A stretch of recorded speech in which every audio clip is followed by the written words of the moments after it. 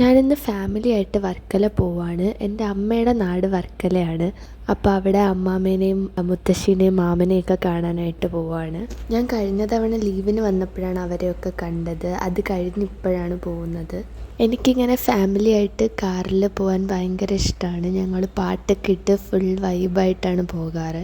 അങ്ങനെ അമ്മയുടെ വീട്ടിലെത്തി. നിങ്ങൾക്കിത് കാണുമ്പോൾ കാട് പോലെ തോന്നും, ബട്ട് കാടൊന്നുമല്ല, ഇതെൻ്റെ മുത്തശ്ശിയുടെ കൃഷിയാണ്. പ്ലാവ് അച്ഛൻ നട്ടതാണെന്ന് പറഞ്ഞിട്ട് അതിൻ്റെ അടുത്ത് പോയി നിന്ന് ഫോട്ടോസൊക്കെ എടുക്കുന്നുണ്ടായിരുന്നു.